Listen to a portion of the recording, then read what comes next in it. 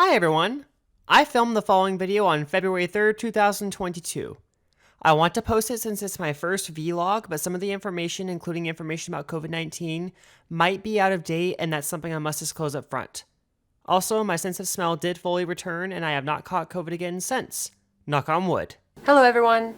If you're wondering why I haven't defiled the Winter Shimmers collection yet, it's because I got COVID. So before I go into my experience with COVID-19, today is actually my last day of complete isolation. I want to elaborate a little bit. I'm triple vaccinated. I've been pretty careful. I still got a breakthrough infection. I don't know what this video is really supposed to achieve, but I want to talk about it, so I'm going to talk about it. Hopefully my experience will help others who are experiencing the same things to get tested. Or even if not, just understand the plight of people who are going through this infection.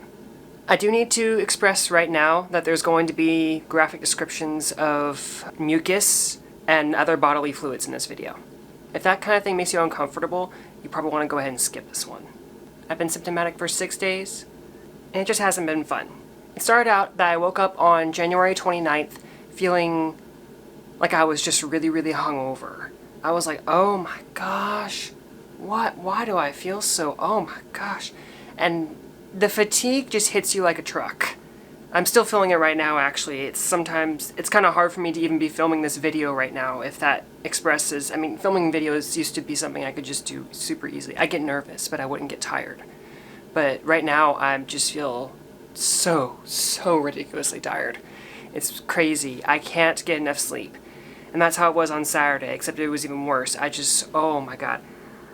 I slept for most of Saturday, which I don't ever usually do. I didn't do my chores like I usually do. I thought I was just hungover because I did have something to drink the night before. I noticed that I was having a lot of mucus, but that's not very uncommon for me during this kind of weather that we're having in my local area. So I was experiencing all of those symptoms, the hangover-like feeling, and it's like for me, it was like I was hungover so bad that, I've had hangovers like that before where it takes a whole day to recover. And I was drinking water like crazy because I thought that was what was going on. Obviously, that didn't just stop my symptoms. By the end of the night, I was starting to think maybe this could be COVID, but I didn't have a fever, and usually people have fevers, and so I was like, oh, it's probably not COVID, I'm probably fine. The next day, I had no appetite. I didn't feel nauseous. I just didn't want to eat. I could still eat. It's just like, I just didn't feel the need to. And that's still going on right now, actually. I actually was like, okay, I need to eat 3 meals today. I need to make sure and drink my coffee, get the caffeine in my system so I can make sure that this isn't like caffeine withdrawal or something. And so I did. And so at this point, it was Sunday. I was still fatigued. I had started coughing as well. And I was like, oh, shit. And I noticed that whenever I was sneezing and coughing, that I would have bloody mucus coming out of my nose. I know that's gross, but that is a symptom, and you need to be aware that that's a symptom. And so I thought, okay, I've got to get tested. So I get in my car and go to the urgent care, and I got tested for COVID-19. They did what was called an Abbott COVID-19 rapid test. Now, on the paper that the urgent care gave me, they say the Abbott COVID-19 rapid test is a molecular test that uses isothermal nucleic acid amplification technology. An NAAT test is a molecular viral test similar to a PCR and provides results consistent with PCR testing. This test is not an antigen test. I tested positive for COVID that day. Not inconclusive, positive. I don't know if what I got was the Omicron variant. It's very likely that it was, but they did not genome sequence my virus, so I don't know. The doctor who swabbed me was very nice, and I was just glad that they didn't have to stick a proboscis all the way up my nose. That's why I used to call it, whenever they used to have to stick it way up there to where it touched your brain, basically, I used to call that the proboscis. Thankfully, they did not have to proboscis me, it was just kind of a little bit up there. I made a noise, probably something like this, whenever I got swabbed. So, after getting that news, I went home, and I live with my parents. They don't want to get COVID-19, and I totally understand that. So I've basically been in complete isolation in my room, and thankfully I have an attached bathroom to my room, so that hasn't been a problem. I don't have an attached kitchen though, so I have to ask them for food. It's kind of embarrassing, being 24 and asking my parents, "Can I have a corn dog?" Like some kind of 3-year-old, you know?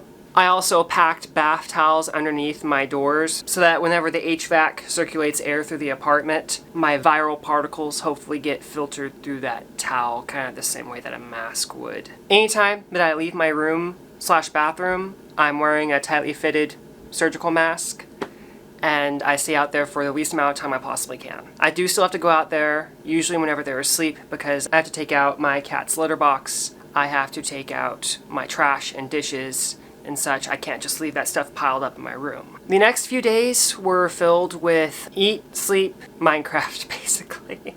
I would wake up, drink my coffee, and then I wouldn't feel any more awake whenever I did that. It would just be normal to just feel tired all the time. I would have the energy to sit on my computer and play Minecraft, and that's it. Sometimes in the morning I'd have a little bit of an extra boost and I'd go ahead and take a shower, clean out the cat box and stuff like that, but I just didn't have any energy. I still don't have any energy. My cat is in isolation with me because she was with me up until the point where I tested positive. If she has it, she already has it, so we're not keeping her away from me. Plus, all of her care items are in my room anyways, so I think it might be better for her to be in the room with me at this point. So I get up and play Minecraft and go back to sleep. And I repeat that, and I'd eat at my regular meal times mostly, or at least around those regular times. And that's how that's been working for a while. I'm barely up to doing Minecraft right now, to be perfectly honest, and doing regular chores like taking out the cat box and brushing my teeth is just taking all of my energy right now. I just haven't felt up to doing anything. I don't know how I'm going to go back to work. Like, I want to, because I don't want to be sitting here all day, because I think that's pretty bad for me as well. But I also just don't know how I'm going to have the energy to go back to work. I applied to join several Minecraft servers, and they all have been very slow on getting back to me, which really sucks because I've been really liking having something to do that feels a bit more productive. Whenever I found out that I was going to have the week off work because of COVID, I was like, oh yeah, I've got sick leave. I'm going to get stuff done during this time. No, I didn't get stuff done during that time. Today is the second to last day of the week, and this is the first Prince Lacquer thing I've done all week. I'm sick as a dog right now. I still probably feel maybe 50%, not even 75%. I feel 50%. So on Tuesday night, I was actually really craving Taco Bell. And my wonderful partner basically was DoorDash for me. And what I did was I ordered on the app. You can pay through the app whenever you do that. And he swung by the Taco Bell and picked up my food, brought it to my front door, and left it there for me. And it was such a kind gesture that he did, and I thanked him so many times. He's an amazing partner, and I don't know what I'd do without him. Well, actually, I probably would have just paid $20 for DoorDash instead of $6 for the meal. I had a couple of friends that contacted me during this time, and it was fun playing some Minecraft with them and stuff, but a lot of my friends work just like I do, so they don't have time during the day, and it's been really, really lonely during the day to not have people there to talk to, basically. It's just been complete isolation, a lot of loneliness, because I'm not seeing my parents. They're, staying the hell away from me, and I totally get why they're doing that. I wouldn't want to catch COVID from them either. But I'm just in complete isolation right now. And I assumed, I guess, that when I was in COVID isolation that people were gonna talk to me and be there for me and everything, but people have stayed away from me like I'm a leper or something. And I'm like, you can't catch COVID if we're talking through Discord, but, I think maybe some of them have good intentions. They're like, I know that Prince probably wants to rest and, he needs to recover. And yes, I've been doing a lot of sleeping, actually. That might be one of the reasons why, because I've been very inconsistent with keeping up with people. But I'm very, very lonely on the times whenever I'm awake. This also had to happen during the middle of a huge snowstorm in Oklahoma, which I'm looking at the snow outside right now. So thankfully, there's a lot of people at home anyways. I feel maybe slightly less alone because of that, but still, I'm having no social interaction. It's incredibly unhealthy. The thing I didn't tell my partner until a few days later, because I didn't want him to feel bad, was that whenever I started eating the Taco Bell, I realized that I was losing my sense of smell. And so it kind of felt like a Pyrrhic victory, because I couldn't even taste the food. And I thought, oh, this is just a minor, minorly losing my sense of smell. At least it won't get super bad. And 2 days later, which is today, I can't even taste black coffee. I didn't really realize how bad it was until last night whenever I was doing my facial routine and I use apple cider vinegar as a toner, and I was like, wait, I can't smell this apple cider vinegar, is something wrong with it? And I put it right up to my nose and just inhaled, and then I realized that I couldn't smell it at all. I just didn't know that you stop reacting to things like vinegar whenever you lose your sense of smell. I thought it would still make my eyes water up like it did before, but I don't even have that reaction anymore. It's just like there's nothing there. And it's made me be like, oh my gosh, I can't smell anything, so I won't be able to smell if there's something going on in my bathroom, or I won't be able to smell myself if I smell bad, so I've been making sure to put on deodorant even though I'm in complete isolation. I'm like, I've got to make sure I don't smell bad. Brushing my teeth, I can't taste the toothpaste or anything. I can't tell how my breath smells. It's crazy. I mean, as long as you brush your teeth twice a day and do your flossing and mouthwash, then you should be fine, but it's been pretty wild. All in all, I would say that even with the physical symptoms being as intense as they are, which I almost feel cheated because I'm vaccinated and I'm still having some pretty significant symptoms. Even with them being as bad as they are, I'd say the isolation is by far worse than the sickness. I'm not saying that we shouldn't be requiring isolation because, of course, that's necessary to keep it from spreading. But I think that it's necessary that we talk about how it's affecting us. Isolation isn't good for human beings. We weren't built for this. And that's what the virus is betting on, unfortunately. It's been hell and a half these past few days, and me and my cat are going stir crazy right now. And I'm really, really excited to be able to exit total isolation tomorrow. I'm still going to wear a mask around everyone, of course, for quite a while, but I should be able to return to work next week, which hopefully I can do it without feeling super tired all the time. If you've lost your sense of smell the same way that I have, I would definitely recommend that you eat on a schedule, because right now I've lost all pleasure related to eating. I tried drinking Kool-Aid last night and I couldn't even taste the sweetness. This will probably help me cut my sugar intake significantly, but I don't want it to cut my regular food intake because I'm already so thin as it is. If I start losing weight, that could be actually dangerous for me in regards to my health.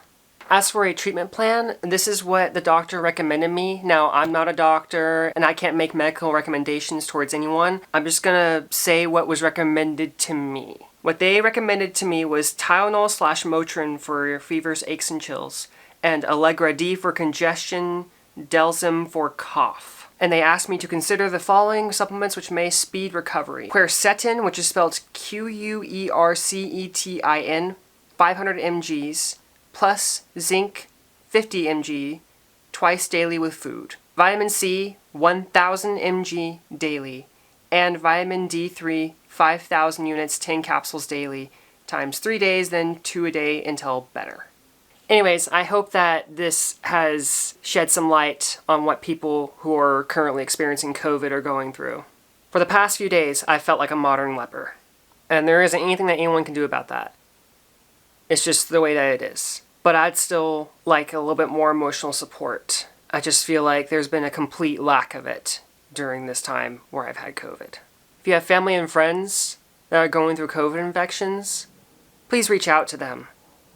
Please chat with them on video chat or call them.